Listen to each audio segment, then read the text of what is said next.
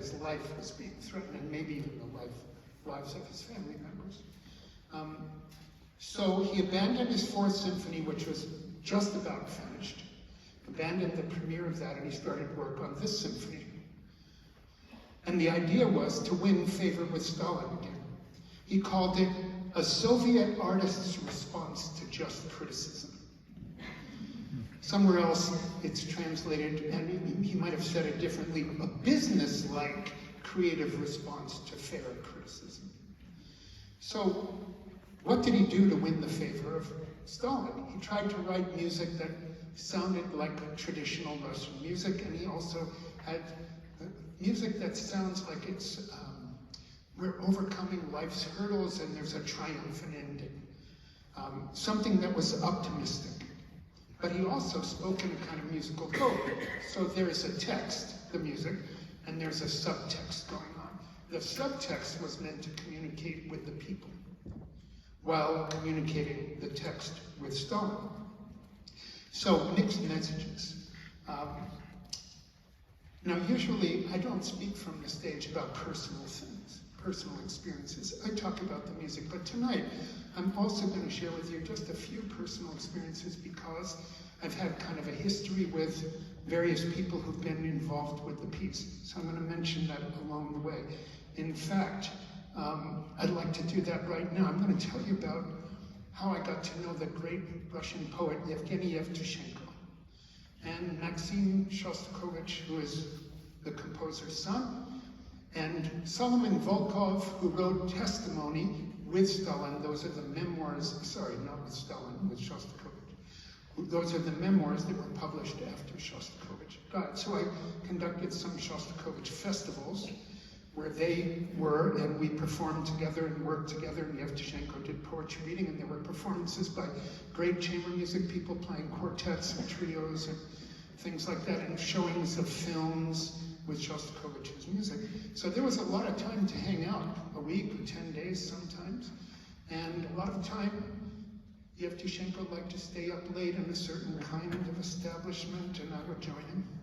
And there would be conversation. And I want to tell you this story that he told me. This is 1992, right after the Soviet Union, right after the scene at the parliament with Boris Yeltsin and everything coming apart and changing. And Yevtushenko said to me, you know, I'm afraid that, he said, Russian music and Russian art, all Russian art's a response to oppression. If we get democracy and we're like America, we're going to have McDonald's art. What will happen to our art, he said. And then, late at night, I think he was not entirely focused, if you know what I mean, when he was in jail. Thanks. He said this to me, if you want to just... He said, he was sitting in the bar, and he said, when I think of my friend Dmitri Shostakovich. By the way, have you ever gone birch tree swinging? So I'm a registered Maine guide, and in Maine, when I was a child, we'd go birch tree swinging. Mm-hmm. That means you pull down a little birch tree. The little birch tree might be 6 or 8 inches wide. You pull it down, and you get on it, and your friends let it go, and you swing back and forth on the tree. Well, Yevtushenko, somehow he got onto this, and then he said, when I think of my friend Dmitri, I think of one hand tied to a birch tree that's pulled down. And that's the birch, that is what he wants to say in his music. That's who he is, expressing himself. The other hand is tied to another birch tree, and that's what Stalin wants him to say. And then suddenly he left up and he said, this is my friend Dmitri. And he said, tearing in middle. That tearing in middle is what we hear in the music. We hear this wanting to say something, needing to say something. How does he get that across? It's astonishing. The music has a pattern. I'll call it, it aspires or tries, and then it fails, and then it becomes resigned that things are going to stay the way they are. Another way of saying it, an assertive statement, and then an apprehensive, fearful kind of retraction, and then dead end. Happens over again, over and over. So the first bars set the stage. We're going to play. The pitches go up, some aspiration. The pitches go down, pressed down. They go up, but not as high. They go down again. They go up, but not as high. And then they just stay and repeat. It's a metaphor. It's a prototype for the whole piece.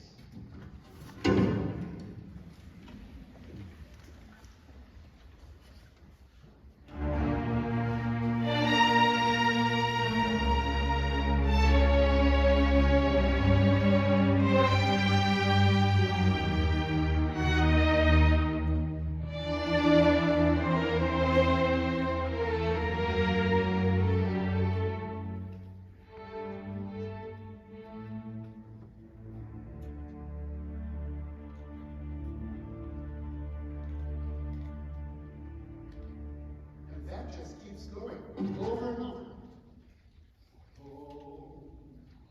And the first tune that comes in, we're not going to play for you, is actually from Mahler's Knaben Wunderhorn.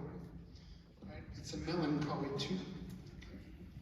So then the next influence on this piece, this is really fascinating, I think. You can tell me after if you agree. Shostakovich fell in love with a woman named Elena. He was very infatuated with her. But she went off and she married a man named Roman Carmen. So for the rest of the time, Shostakovich referred to her as Carmen. And he associated her with the opera. And the symphony is filled with quotes from Bizet's opera Carmen. We're only going to point out 3 of them for you tonight. The first one is in the first movement. But let me say this. Why? It wasn't just about Elena, it's that freedom, we get this from some other writings, Shostakovich knew, freedom is love. Freedom, you have freedom to love. And that means the freedom to be an individual, the freedom to be a citizen, to be an individual. It's about freedom as well. I've invited Ha Young Chong to sing this little excerpt from Carmen. Sam Goldfarb, our pianist, is going to accompany her. Here's the first excerpt from Carmen.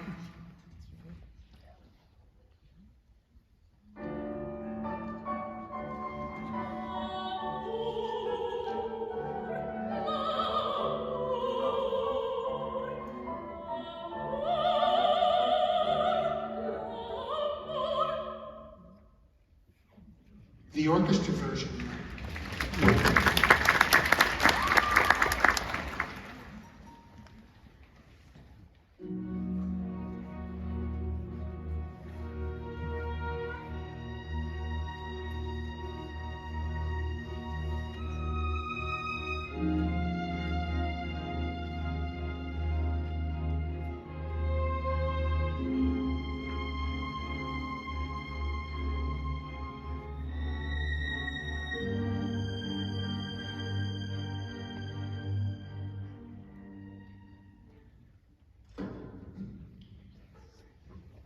Later, the woodwinds and the strings are screaming the opening music while the brass are screaming Carmen.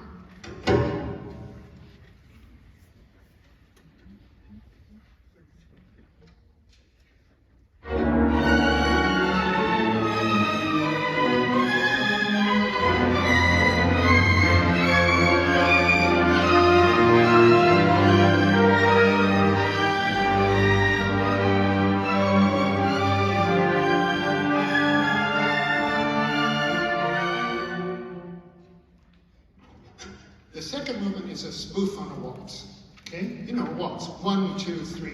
Or an Austrian Länder that goes, you know, an Austrian Länder is a 2-step dance. So that what happens is we get this, 1, 2, 3, 1, 2. 1, 2, 3, 1, 2, like that, okay? And there's more Carmen. This time, it's with flute. Emily Brownlee and Alexis Finley will play it for me. Finney, Alexis Finney.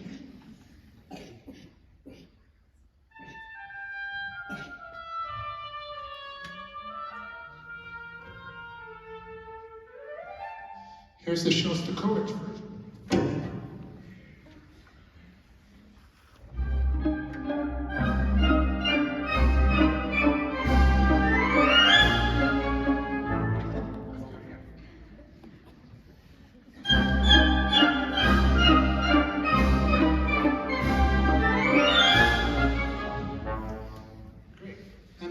there's also, well, before I do that, Shostakovich was 8 years old when he started playing.